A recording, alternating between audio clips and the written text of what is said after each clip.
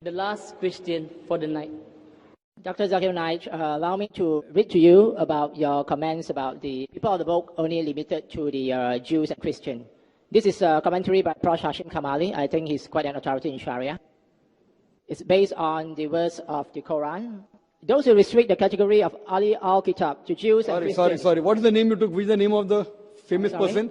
You said because just now. What was the name of the commentary? Who wrote it? Prof. Hashim Kamali.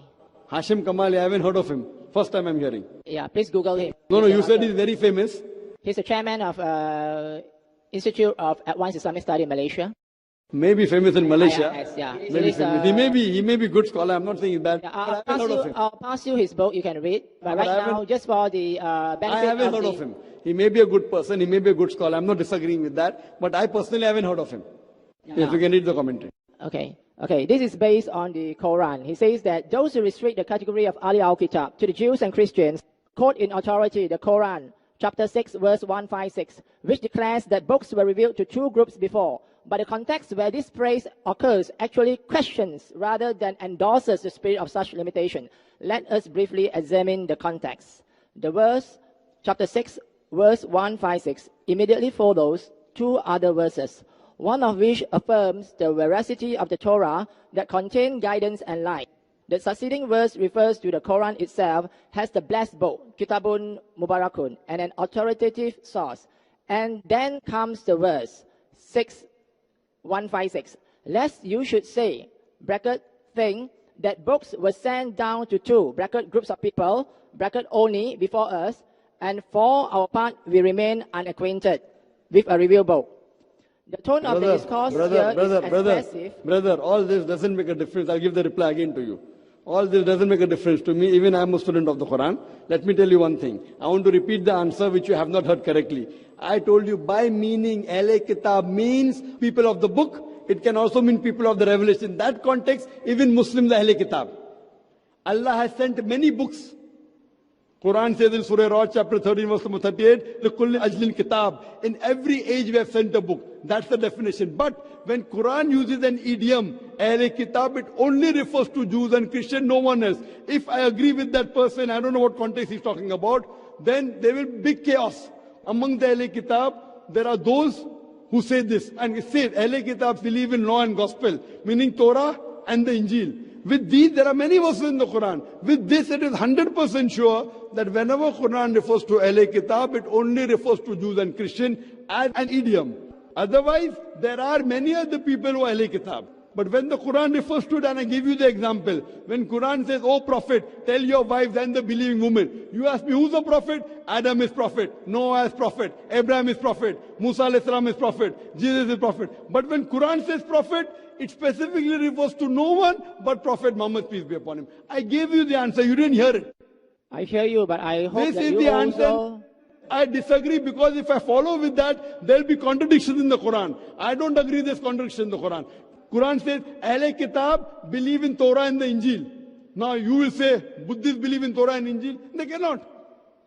Dr. Zakir, I think we should learn how to agree to disagree. Not agree to disagree. What you're saying, if I agree with you, I'm not asking you to agree with me. I'm just sharing your view. I disagree with you. You shared the view of an eminent Muslim scholars. There are many eminent people who can make mistakes, and there are many good scholars who have made mistakes. I don't disagree. He's not eminent. I'm not saying he's not eminent. Okay, since you say this Abdullah Yusuf Ali, which I quote, this Abdullah Yusuf Ali, brother, you want to keep on speaking?